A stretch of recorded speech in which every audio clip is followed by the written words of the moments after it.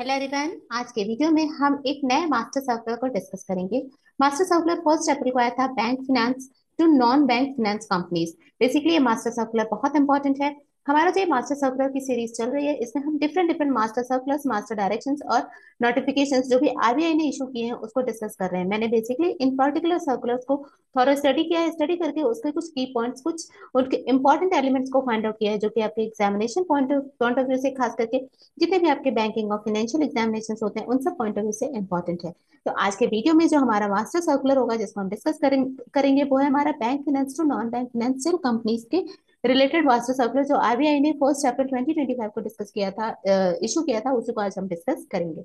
चलिए फटाफट से हम अपने आरबीआई की वेबसाइट पे चलते हैं। वेबसाइट पे चल के हम देख लेते हैं कि किस मास्टर सर्कुलर की बात करें या कौन सा मास्टर सर्कुलर को आज हम डिस्कस क्या है। देखिए आरबीआई की ये हमारी वेबसाइट है। अगर वेबसाइट के आप नोटिफिकेशन पे क्लिक करते हैं तो नोटिफिकेशन पे क्लिक करने के बाद आपको सबसे ऊपर notification master direction and master circular मिलता है। हमने मास्टर डायरेक्शन को भी डिस्कस कर लिया है। अगर आपको मास्टर डायरेक्शन से रिलेटेड कीज चाहिए तो आप मेरे चैनल को सब्सक्राइब करिए, या आप मास्टर डायरेक्शन डायरेक्टली डालेंगे तो भी आपको मेरे चैनल्स के जितने भी वीडियोस हैं वो आपको मिल जाएंगे। फिर भी अगर आपको नहीं मिलते हैं तो आप मुझे कमेंट में लिखिए, मैं आपको उसकी लिंक प्रोवाइड करूंगी।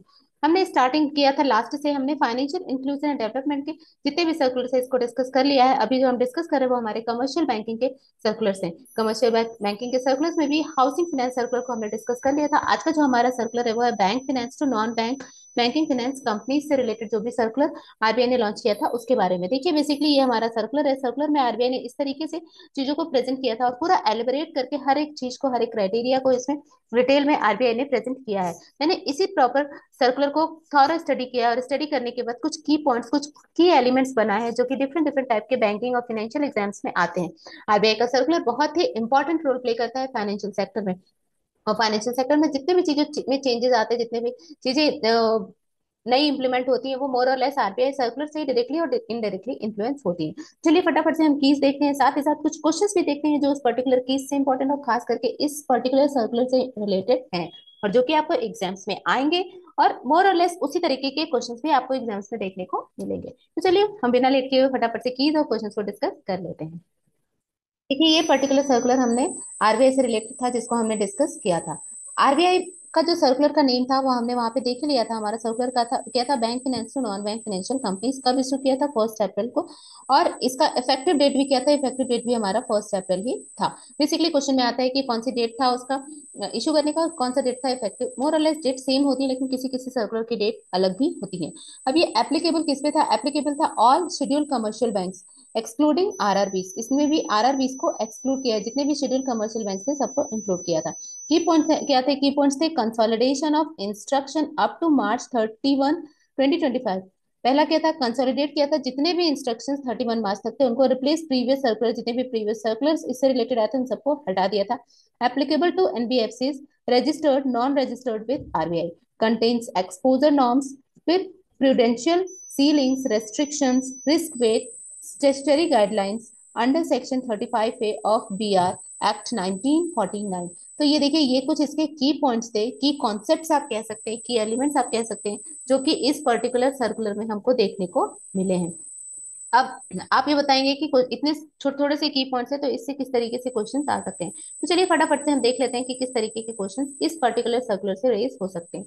तो क्वेश्चन आ सकता है, what is the title of master circular. Master circular का टाइटल क्या था, तो टाइटल क्या था, master circular bank finance to non banking financial companies. ये हमारा टाइटल था सर्कुलर का। नेक्स्ट क्वेश्चन हमारा बन सकता है, which of the following entities are excluded from the applicability of the circular. किसको एक्सक्लूड किया था, तो आरआरबी को एक्सक्लूड किया था। नेक्स्ट हमारा क्वेश्चन आ सकता है, which under which section of the banking regulation act 1949 is the circular issued. कौन से सेक्शन में किया था, तो सेक्शन हमारा क्या था, 35A।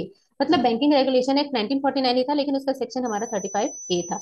देन नेक्स्ट है हमारा, व्हाट इज द इफेक्टिव। देखिए जो इसमें हमारा इफेक्टिव डेट और हमारा सर्कुलर का डेट दोनों सेम था, तो हमारा 1 अप्रैल है। देन नेक्स्ट क्वेश्चन है, which of the following type of NBFC can bank extend finance to under the circular. तो किसको कर सकता है, रजिस्टर्ड एंड अनरजिस्टर्ड एनबीएफसीज। मतलब ये सर्कुलर जो था वो ये दोनों से ही रिलेटेड था, या बैंक मतलब दोनों को ही फाइनेंस कर सकते थे। Banks are not permitted to extend finance to NBFCs for which of the following purpose. किस पर्पस के नहीं दे सकते, तो lending against shares and debentures for capital market use. Capital market use के लिए कोई भी बैंक लोन नहीं दे सकता।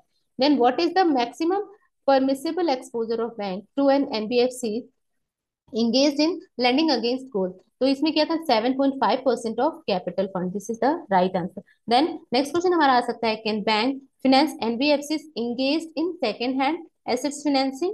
तो इसका भी हमारा आंसर होगा yes, if the NBFC is registered with RBI and has experience, तो उस केस में इसको भी अलाउ करता है। Then what is the name of the circular this 2025 master circular suspended? किसको सस्पेंड किया था, मतलब कौन सा प्रीवियस सर्कुलर था? DOR CREREC नंबर 1721 4 172 2425 को ये सर्कुलर सस्पेंड किया था। नेक्स्ट क्वेश्चन हमारे इसमें आ सकता है, according to the circular which kind of credit exposure? किस तरह का क्रेडिट एक्सपोजर होगा? तो lending to initial public offering, credit exposure क्या होगा? जो भी आईपीओ के लिए लेंडिंग होगी उसको इसमें इंक्लूड किया था। देन नेक्स्ट क्वेश्चन आ सकता है, एनबीएफसी के that are not registered with RBI can be financed by banks only? तो इसका ऑप्शन क्या, इसका आंसर हमारा क्या हो सकता है? With board approved policy and subject to conditions, proper conditions और बोर्ड की अप्रूव्ड पॉलिसी होगी उसके अकॉर्डिंग। एक और क्वेश्चन इस पे क्या बन सकता है, which category of NBFCs are allowed refinance from bank under the master circular? किसको अलाउ किया? तो NBFC MFIs and NBFC factors, इनको अलाउ किया है सेकेंड हैंड भी, अगर कह सकते हैं रीफिनेंस, या कह सकते हैं फर्दर अगर फिर से फिनेंस करना हो तो उसके लिए।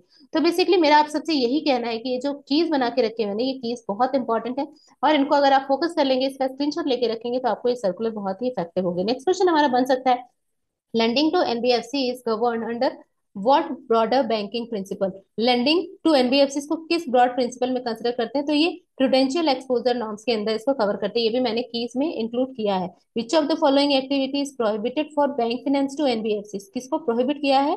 तो प्रोहिबिट किया है आईपीओ फाइनेंसिंग को, यहाँ पे प्रोहिबिट किया है, रोका है। The master circular on bank finance to NBFC is updated here is a professional and engaging. C is a C here is a professional and engaging.